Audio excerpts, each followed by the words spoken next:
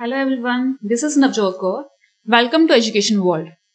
As already discussed in last lecture, what is economics and what is economy, different types of economies as well as different branches of economics. We will proceed further with our next topic, that is introduction to macroeconomics. As we have discussed, economics had its origin from a Greek word that was economiko. Meaning of this word is managing the household. So economics is that branch of knowledge which studies the processes through which the resources which are scarce in nature are allocated to satisfy the unlimited wants of human beings. We have two branches, microeconomics and macroeconomics. In other words, we can say micro is dealing with the individual at a smaller level. But when we talk about macroeconomics, it got its origin from again the Greek word named as macros. Macro means large. Macroeconomics is a branch of economics that studies the economic relationships or issues of economy as a whole. जब हम micro की बात करते हैं, micro है small level पे, but macro है large level पे. So it will take into consideration the economy as a whole, जिसमें सभी पार्ट्स आ जाएंगे. ओके, नेशन के लेवल पे आएगी, जिसमें domestic as well as international दोनों चीजों को ध्यान में रखा जाएगा. It deals with aggregate economic variables of an economy. Economy में जो भी रिसोर्सेज हैं, जो भी वेरिएबल्स इकोनॉमी को क्या कर रहे हैं, इफेक्ट कर रहे हैं, चाहे वो स्मॉल लेवल पे है, लार्ज लेवल पे है, इंटरनेशनल लेवल पे है. स्मॉल लेवल पे तो माइक्रो में आ जाएंगे. जब मैक्रो की बात करते हैं तो as a whole nation and international level पे जो भी वेरिएबल्स इफेक्ट करेंगे हमारी इकोनॉमी को, उसकी स्टडी हम किस में करेंगे, मैक्रो इकोनॉमिक्स में. It investigates the principles, problems and policies relating to the welfare of the residents of an economy. हमारे देश में जो लोग रहते हैं उनको लेकर जो गवर्नमेंट पॉलिसीज बनाती है उनकी वेलफेयर के लिए, या हमारे देश में जो प्रॉब्लम्स हैं like problem of poverty, unemployment, inflation, ये चीजें, इन सभी चीजों को हम किस में डिस्कस करेंगे, मैक्रो इकोनॉमिक्स में. It evolved only after publication of Keynesian book. Keynes ने जो एक बुक पब्लिश की थी उसके बाद मैक्रो इकोनॉमिक्स पे फोकस स्टार्ट किया गया. अब उस बुक का नेम क्या था, the theory of employment, interest and money. Macroeconomics takes a top down approach. अब मैक्रोइकोनॉमिक्स ऊपर से नीचे की तरफ चलती है. माइक्रो है, स्मॉल लेवल पे काम करती है. कैसे, एक इंडिविजुअल की डिमांड क्या है, उसका बिहेवियर क्या है, उसके वेजेस कितने हैं, सैलरी क्या है, ठीक है, उसके अकॉर्डिंगली उसका कंजम्पशन बिहेवियर क्या है, उसको हम किस में स्टडी कर रहे हैं, माइक्रो में. लेकिन जब हम बात करेंगे हाउस होल्ड्स की, फर्म्स के साथ साथ इंडस्ट्रीज की, ग्रुप ऑफ फर्म्स इकट्ठी होकर इंडस्ट्री बनाती हैं, जब सभी इंडस्ट्रीज इकोनॉमी की आ जाएंगी तो हम वो मैक्रो लेवल पे स्टडी करते हैं. Now what is micro and macro economics, जैसे मैंने पहले भी डिस्कस किया है. Microeconomics deals with action of individual unit. एक यूनिट को लेकर हम चल रहे हैं, चाहे वो एक फर्म है, एक इंडिविजुअल है, एक हाउस होल्ड है, या एक मार्केट है, एक सिटी की मार्केट है छोटी सी. लेकिन मैक्रो में हम डील करते हैं फुल फ्लैज इकोनॉमी को लेकर. It assesses not a single unit but combination of all. सभी का कॉम्बिनेशन लेंगे, सभी फर्म्स को इकट्ठा लेकर चलेंगे, सभी इंडस्ट्रीज को इकट्ठा लेकर चलेंगे एंड सभी मार्केट्स को इकट्ठा लेकर चलेंगे. चाहे वो मुंबई की मार्केट है या पंजाब की मार्केट है, सभी का क्लब लेकर चलेंगे, एग्रीगेट लेकर चलेंगे. Macroeconomics is the study of behavior of economy as a whole. This is different from microeconomics, which concentrate more on individuals and how they make economic decisions. लेकिन मैक्रो में हम देखेंगे देश की जो रेगुलेटिंग अथॉरिटीज है, गवर्नमेंट है and जो इंडस्ट्रीज हैं, प्रोड्यूसर्स हैं, वो किस लेवल पे इकोनॉमिक डिसीजंस लेते हैं. Now coming to the major difference, तो माइक्रो और मैक्रो में लेवल ऑफ स्टडी का अंतर है, डिफरेंस है. जब हम मैक्रो की बात करते हैं, studies the problems of scarcity, and choice at level of economy as a whole. जब हम बात करेंगे मैक्रो में, तो स्केर्सिटी की जो प्रॉब्लम्स हैं, इकोनॉमी की स्केर्सिटी की, एंड चॉइस या decision making eight level of economy, कैसे ली जाए decision through the government of India, regulating authorities. तो ये बात आती है मैक्रो इकोनॉमिक्स में। बट माइक्रो इकोनॉमिक्स में क्या है? It studies the problem of scarcity and choice eight individual level. एक बंदे के पास रिसोर्सेज है नहीं है, मनी है नहीं है, उसकी डिमांड लेवल कितनी है, उसके अकॉर्डिंगली वो क्या क्या चीज बाय करता है, किस चीज को छोड़ता है, वो माइक्रो लेवल पे ही आएगा। अब इसमें इकोनॉमिक वेरिएबल्स कौन से यूज होते हैं? मैक्रो में होगी aggregate demand, aggregate supply, means aggregate means club कर लोगे, जितने भी इंडिविजुअल्स हैं सभी को क्लब कर लोगे। लेकिन जब हम माइक्रो की बात करेंगे तो उसमें सिर्फ एक कंज्यूमर को ले लिया, मार्केट में अगर 10 कंज्यूमर है तो सभी का अलग अलग हम डिटेल लेंगे। प्रोड्यूसर का सप्लाई कर्व क्या है, प्रोड्यूसर कितने रेट पे कितना सप्लाई कर रहा है।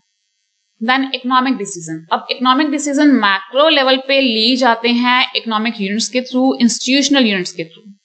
जैसे Reserve Bank of India, government ने अगर देश में मॉनेटरी पॉलिसी बनानी है तो वो कौन बनाता है? हमारा आरबीआई, सेंट्रल गवर्नमेंट के साथ।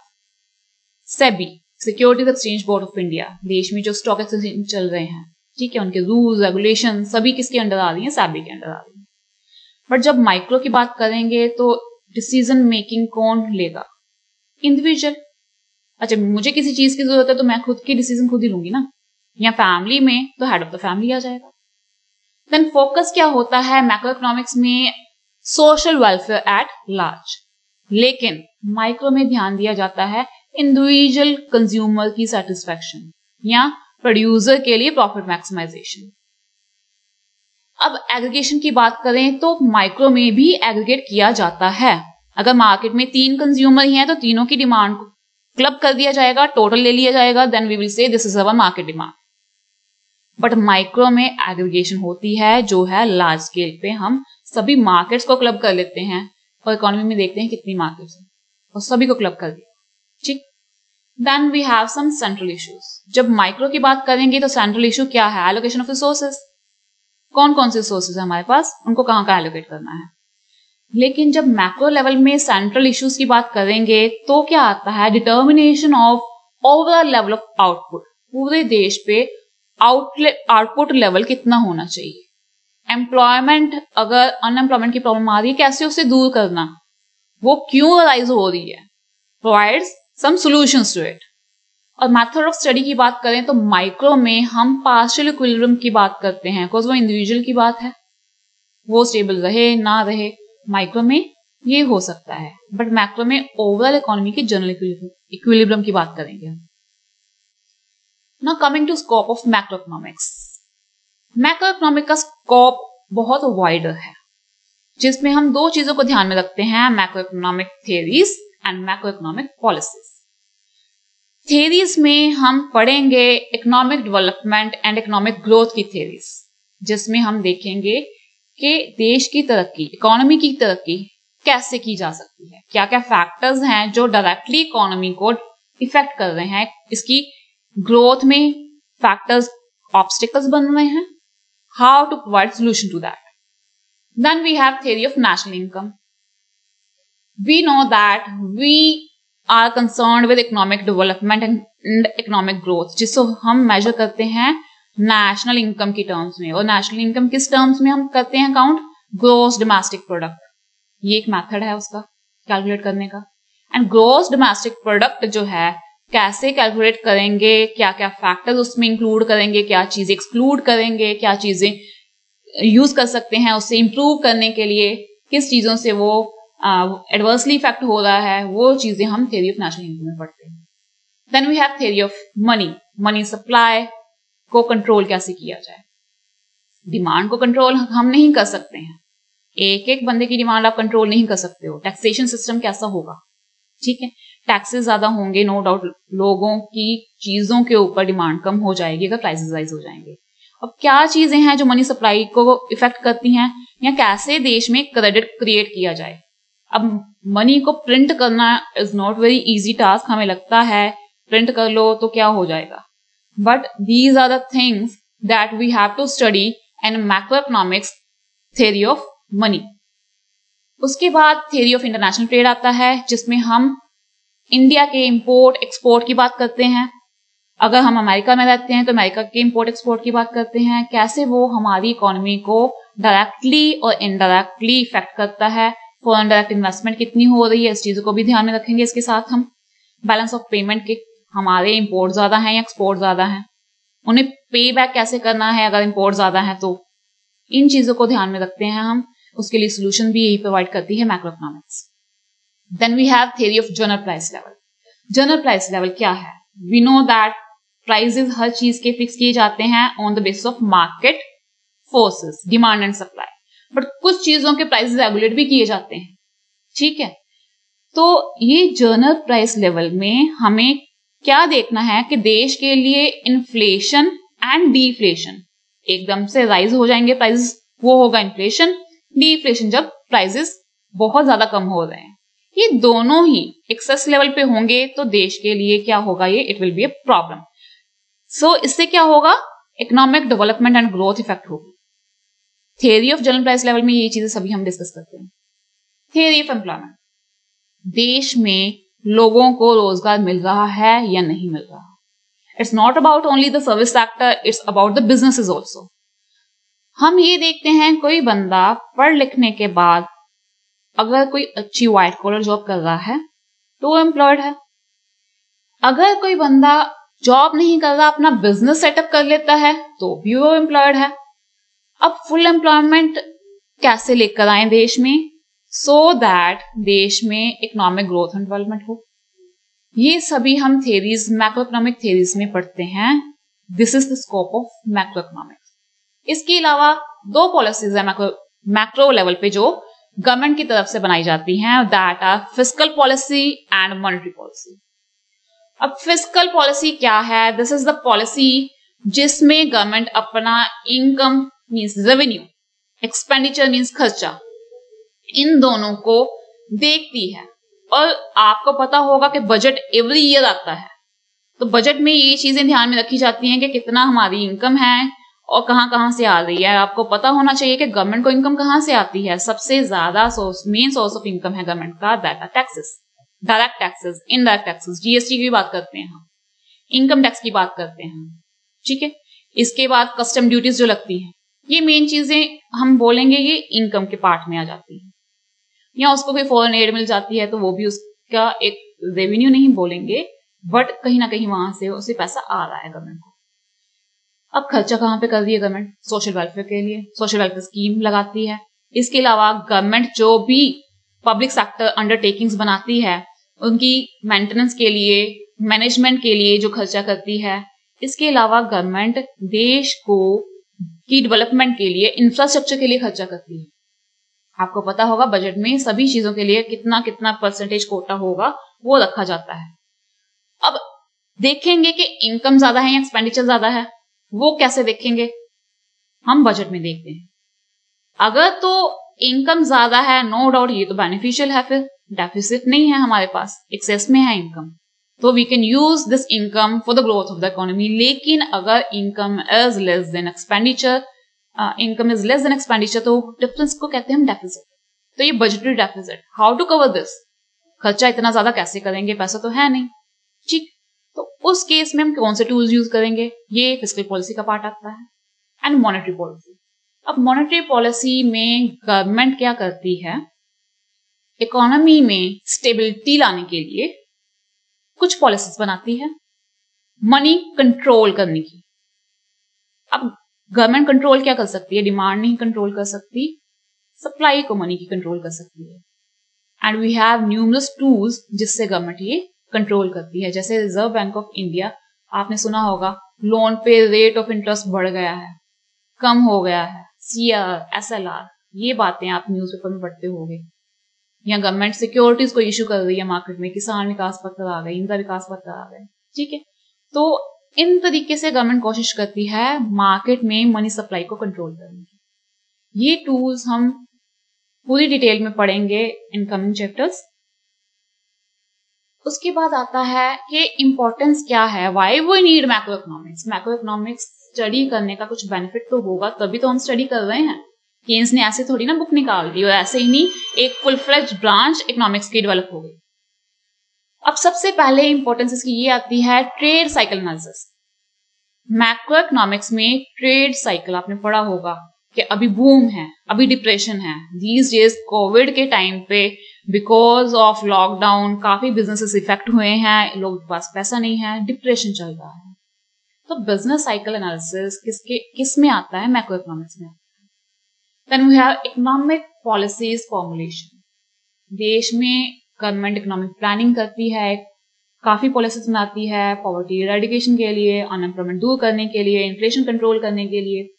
तो देश की जो भी पॉलिसीज होती हैं वो मैक्रो इकोनॉमिक्स में आती हैं और मैक्रो इकोनॉमिक्स के प्रिंसिपल्स के अकॉर्डिंगली जो थ्योरीज बनी होती हैं उनको ध्यान में रख के बनाई जाती है। Down size is the effect of inflation deflation. जैसे मैंने अभी बताया, इन थ्योरी ऑफ इन्फ्लेशन में बताया जाता है कि इन्फ्लेशन किस रीजन से होता है, डिफ्लेशन किस रीजन से होता है, उसके साइड इफेक्ट्स कैसे दूर कर सकते हैं।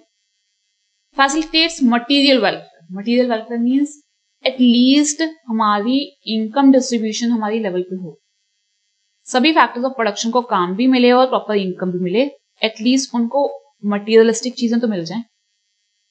उसके बाद आता है रेगुलेट्स इकोनॉमिक सिस्टम। अब इकोनॉमिक सिस्टम हमने पढ़ा, हमारे पास 3 तरह की इकोनॉमीज हैं।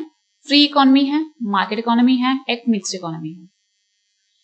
फ्री मार्केट इकोनॉमी में हम क्या कहते हैं कि प्राइवेट सेक्टर है हमारा, गवर्नमेंट लेजिस्लेटिव थ्योरी यूज करती है, गवर्नमेंट की कोई इंटरवेंशन नहीं है, वहां पे तो ये बात हो ही नहीं रही इतनी। प्राइवेट सेक्टर डिमांड और सप्लाई के अकॉर्डिंगली प्रोडक्शन कर रहा है, उसके अकॉर्डिंगली प्राइस फिक्स हो रहे हैं। लेकिन जब आ जाती है सेंट्रल प्लान्ड इकोनॉमी, उस केस में क्या होता है कि गवर्नमेंट को कुछ पॉलिसीज बनानी पड़ती है देश को चलाने के लिए, सो दैट देश में सभी की वेलफेयर हो, side by side economic stability रहे और साइड बाय साइड ग्रोथ हो देश की। Resolve economic issues. जब हम बात कर रहे थे अनएम्प्लॉयमेंट की, तो वो इकोनॉमिक इशू आ रहा है हमारा, देश में आजकल काम नहीं है, क्यों? लॉकडाउन है। तो उस केस में हम कहते हैं कि इकोनॉमिक इश्यूज, ये तो एक इश्यू की बात की मैंने, they are numerous economic issues, और उनको कैसे सॉल्व किया जाए। Then finally economic macro economics concentrate करती है कि सभी इश्यूज को सॉल्व किया जाए एंड इकोनॉमिक डेवलपमेंट हो।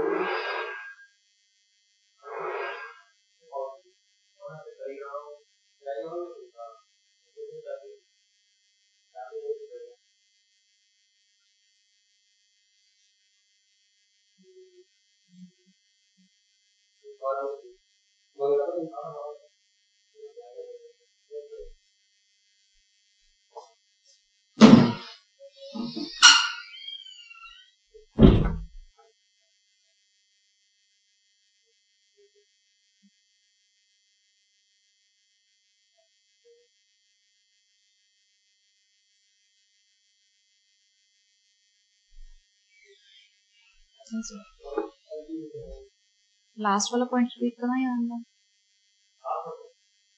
नहीं? टॉपिक पॉइंट लास्ट वाला शुरू करता हूँ वाला। And last is economic development. अब मैक्रो इकोनॉमिक्स की इंपॉर्टेंस में ये चीज सबसे इंपॉर्टेंट है, macro economics concentrate on the economy as a whole, सभी इश्यूज को सॉल्व किया जाए एंड इकोनॉमिक डेवलपमेंट हो, इट प्रोवाइड्स सॉल्यूशंस टू। इसके अलावा we can say we have deep description of economy as a whole, जिसमें मैंने बताया कि सभी मार्केट्स का एग्रीगेट लेते हैं, सभी चीजों को ध्यान में रखते हैं, किसी को इग्नोर नहीं किया जाता, इंडिविजुअल यूनिट की बात नहीं होती, सबको इकोनॉमी लेवल पे देखा जाता है। तो we get to know about the description of the economy, production कितनी है, कंजम्पशन कितनी है, एग्रीगेट लेवल पे क्या है। इकोनॉमिक ग्रोथ एंड डेवलपमेंट, जो भी गवर्नमेंट पॉलिसीज बना रही है for sustainable growth and development, वो मैक्रो इकोनॉमिक्स में आता है। एंड मैक्रो इकोनॉमिक्स में ये पॉलिसीज बनाने के लिए काफी हमारे पास थ्योरीज हैं। सस्टेनेबल ग्रोथ एंड डेवलपमेंट की बात करते हैं तो इट मीन्स कि इकोनॉमी की ग्रोथ हो, लेकिन ये ना हो कि रिसोर्सेज हमारे डिप्लीट होते जाए एंड फ्यूचर जनरेशन को लॉसेस हो। Means using the current resources in such a way that it doesn't lead to depletion of resources and future generation को भी लॉस ना हो। इकोनॉमिक स्टेबिलिटी हो, जैसे हम बोलते हैं इन्फ्लेशन, डिफ्लेशन, ये चीजें जो है हमारी इकोनॉमी को खराब करती हैं। तो इन्फ्लेशन कुछ परसेंटेज पे ठीक रहता है, इससे ज्यादा होगा तो नो डाउट देश में स्टेबिलिटी नहीं रहेगी। Status of international trade, exactly देखा जाता है इंपोर्ट एक्सपोर्ट, और दोनों का डिफरेंस हम देखते हैं बैलेंस ऑफ ट्रेड में, कि हमारा ट्रेड पॉजिटिव है या नेगेटिव है। एक्सपोर्ट ज्यादा है तो वो तो हमारे लिए बेनिफिशियल है, अगर कम है तो पे करना पड़ेगा हमें अपने इंपोर्ट्स को, तो वो पैसा कहां से लेकर आएंगे, उसके लिए गवर्नमेंट को पॉलिसीज बनानी पड़ती हैं। इकोनॉमिक प्रॉब्लम्स में हम पॉवर्टी, अनएम्प्लॉयमेंट या एनवायरमेंट पोल्यूशन भी आजकल हमारी एक इकोनॉमिक प्रॉब्लम बन गया है।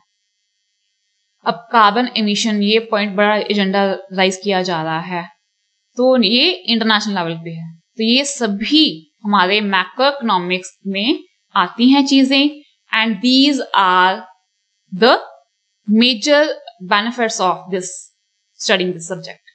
इकोनॉमिक पॉलिसी फॉर्मुलेशन में ये हेल्प करता है, तो these are the main things जो मैक्रो इकोनॉमिक्स में हम कवर करते हैं, जिससे हमें क्या होता है, कुछ ना कुछ बेनिफिट होता है। जब हम मैक्रो इकोनॉमिक्स थ्योरीज पढ़ेंगे, मैक्रो इकोनॉमिक पॉलिसीज पढ़ेंगे, we will be more clear about these things कि how come macro economics is really a must branch to study and how we are going to be benefited from these things. इसके बाद कुछ limitations आती हैं, हर चीज की कुछ positive और नेगेटिव साइड होती है। अब मैक्रो इकोनॉमिक्स को भी क्रिटिसाइज किया जाता है कुछ ग्राउंड्स पे, जैसे सबसे पहले considers aggregates as homogeneous. Aggregates तो किए जाते हैं सभी के, लेकिन आपको पता है हर इंडिविजुअल डिफर करता है, हर मार्केट डिफर करती है, रीजनल डिफरेंसेस होते हैं हर जगह पे। पंजाब की इकोनॉमी और अगर देखें बिहार की इकोनॉमी, जमीन आसमान का डिफरेंस है। लेकिन हम इकोनॉमी को कैसे देखेंगे, हम ये सोचते हैं कि सभी यूनिट्स हमारे सेम ही हैं, इक्वल लेवल पे हैं, तो सभी को क्लब कर दो। लेकिन ये हमारा सबसे मेजर क्रिटिसिज्म आता है मैक्रो इकोनॉमिक्स में। सेकेंड है misleading and difficult aggregation. Aggregation करना, होमोजीनियस अगर गुड्स हैं तो करना इजी है, जब हेट्रोजेनिटी आती है तो वो बहुत मुश्किल हो जाता है एग्रीगेट करना, समटाइम डेटा अवेलेबल नहीं होता है। फाल्सी ऑफ डिडक्टिव इन्फ्लुएंस, हम क्या करते हैं, पास का डेटा रिकॉर्ड किया और उससे हम क्या कुछ एज्यूम करके चीजें फाइनल हम एस्टिमेट कर लेते हैं कि आने वाले टाइम पे ये होगा, बट सम टाइम क्या होता है वो चीज नहीं भी होती। तो ये डिफरेंस आने से क्या होता है, क्रिटिसिज्म का एक पॉइंट बन जाता है मैक्रो इकोनॉमिक्स का।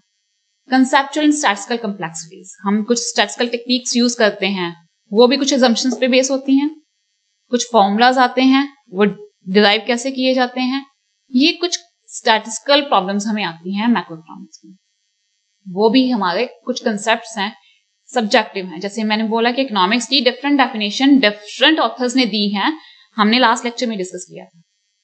लाइकवाइज डिफरेंट कंसेप्ट्स को डिफरेंट वे में इकोनॉमिस्ट डिस्क्राइब करते हैं, डिफाइन करते हैं, तो मैक्रो इकोनॉमिक्स में ये भी एक बड़ा इशू आता है। अननेसेसरी एग्रीगेट वेरिएबल्स, अब हम क्या करते हैं, सभी को एग्रीगेट कर लो, बट हो सकता है कुछ वेरिएबल ऐसे हों जिनको एग्रीगेट करने से वो मीनिंगलेस हो जाते हैं। निग्लेक्ट्स इंडिविजुअल कंज्यूमर, और ये सबसे ज्यादा इंपॉर्टेंट है कि हम इंडिविजुअलिटी को भी ध्यान में रखें। अगर हम क्लास की बात करते हैं, 100 बच्चे हैं तो 100 के 100 बच्चे इंटेलिजेंट नहीं होते हैं। सम स्कोर्स अबव एवरेज, सम बिलो एवरेज, और कुछ मुश्किल से पास होते हैं, कुछ क्या करते हैं 90% से ज्यादा स्कोर करते हैं। लेकिन अगर हम कहें एग्रीगेट कर लें, सभी को क्लब कर लें, तो उसमें क्या होगा, अच्छे स्टूडेंट्स के बीच बुरे स्टूडेंट्स की परसेंटेज छुप जाएगी। तो हम ये कहते हैं कि इसमें हमने देख लिया, अगर 90% भी ऐड कर लिए, 30 वाले भी ऐड कर लिए, सभी को ऐड करके हम बोल देते हैं कि 60% ऑन एन एवरेज क्लास का रिजल्ट रहा है, ओवरऑल 60% आए क्लास के। तो इसमें हमने इंडिविजुअल को निग्लेक्ट किया और 60% सोच के हमने बोला कि हाँ ये अबव एवरेज ही है हमारा, तो जर्नलाइजेशन भी गलत हो गई हमारी। So these are the limitations of macro economics. So this is all about macroeconomics. Thank you. We will continue with the next topic in macroeconomics in our next lecture. Stay tuned to Education World.